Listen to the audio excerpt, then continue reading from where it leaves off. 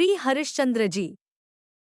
सूर्यवंश में त्रिशंकु नाम के एक प्रसिद्ध चक्रवर्ती सम्राट हो गए हैं, जिन्हें मुनि विश्वामित्र ने अपने योगबल से सशरीर स्वर्ग भेजने का प्रयत्न किया था।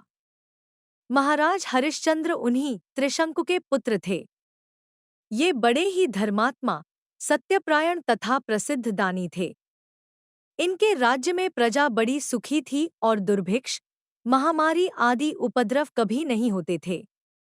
महाराज हरिश्चंद्र के यश से त्रिभुवन भर गया। देवर्षि नारद के मुख से इनकी प्रशंसा सुनकर देवराज इंद्र ईर्ष्या से जल उठे और उनकी परीक्षा के लिए मुनि विश्वामित्र से प्रार्थना की। इंद्र की प्रार्थना पर प्रसन्न होकर मुनि परीक्षा लेने को तैयार हो गए। महामुनि विश्वामित्र अयोध्या पहुंचे। राजा हरिश्चंद्र से बातों ही बातों में उन्होंने समस्त राज्य दान रूप में ले लिया।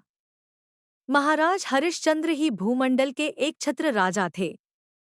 वह सारा राज्य तो मुनि की भेंट हो चुका, अब वे रहें तो कहाँ रहें। उन दिनों काशी ही एक ऐसा स्थान था जिस पर किसी मनुष्य का अधिकार नहीं समझा जाता था। वे रानी शैब्या और पुत्र रोहिताश्व के साथ काशी की तरफ चल पड़े।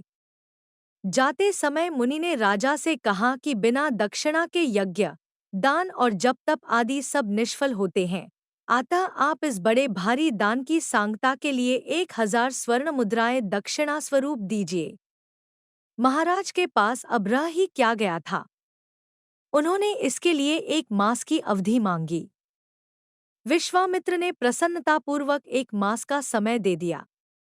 महाराज हरिश्चंद्र काशी पहुंचे और शैब्या तथा रोहिताश्व को एक ब्राह्मण के हाथ बेचकर स्वयं एक चांडाल के यहाँ बिक गए, क्योंकि इसके सिवा अन्य कोई उपाय भी न था। इस प्रकार मुनि के ऋण से मुक्त होकर राजा हरिश्चंद्र अपने स्वामी के यहाँ रहकर काम करने लगे। इनका स्वामी मरघट का मालिक था। उसने इन्हें श्मशान में रहकर मुर्दों के कफन लेने का काम सौंपा। इस प्रकार राजा बड़ी सावधानी से स्वामी का काम करते हुए श्मशान में ही रहने लगे।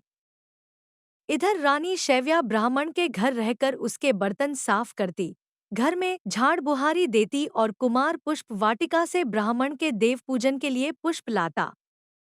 राज सुख भाग हुए और कभी कठिन काम करने का अभ्यास न होने के कारण रानी शैब्या और कुमार रोहिताश्व का शरीर अत्यंत परिश्रम के कारण इतना सूख गया कि उन्हें पहचानना कठिन हो गया। इसी बीच में एक दिन जबकि कुमार पुष्पचन कर रहा था, एक पुष्पलता के भीतर से एक काले विषधर सर्प ने उसे डस लिया। कुमार का मृत शरीर जमीन पर गिर पड़ा।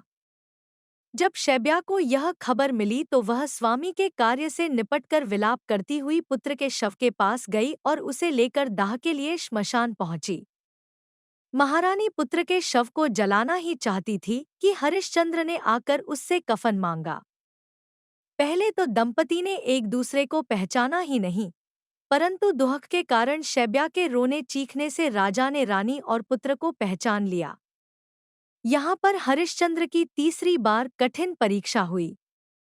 शैब्या के पास रोहिताश्व के कफन के लिए कोई कपड़ा नहीं था, परंतु राजा ने रानी के गिड़गिड़ाने की कोई परवाह नहीं की।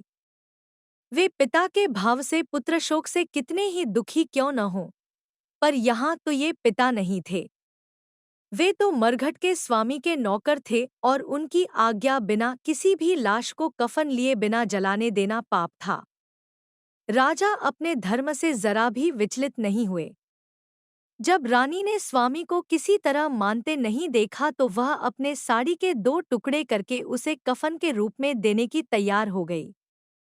रानी ज्यों ही साड़ी के 2 टुकड़े करने को तैयार हुई कि वहां भगवान नारायण एवं मुनि विश्वामित्र सहित ब्रह्मादि देवगणा उपस्थित हुए और कहने लगे कि हम तुम्हारी धर्म पालन की दृढ़ता से अत्यंत प्रसन्न हैं। तुम तीनों सदैव स्वर्ग में जाकर अनंतकाल तक स्वर्ग के दिव्य भोगों को भोगो। इधर इंद्र ने रोहिताश्व के मृत शरीर पर अमृत की वर्षा करके उसे जीवित कर दिया।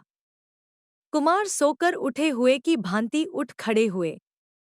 हरिश्चंद्र ने समस्त देवगण से कहा कि जब तक मैं अपने स्वामी से आज्ञा न ले लूं, तब तक यहाँ से कैसे हट सकता हूँ। इस पर धर्मराज ने कहा, राजन, तुम्हारी परीक्षा के लिए मैंने ही चांडाल का रूप धारण किया था। तुम अपनी परीक्षा में पूर्णतः उत्तीर्ण हो गए। अब तुम सहर्ष स्वर्ग जा सकते हो। इस पर महाराज हरिश्चंद्र ने कहा, महाराज, मेरे विरह में मेरी प्रजा अयोध्या में व्याकुल हो रही होगी। उनको छोड़कर मैं अकेला कैसे स्वर्ग जा सकता हूँ?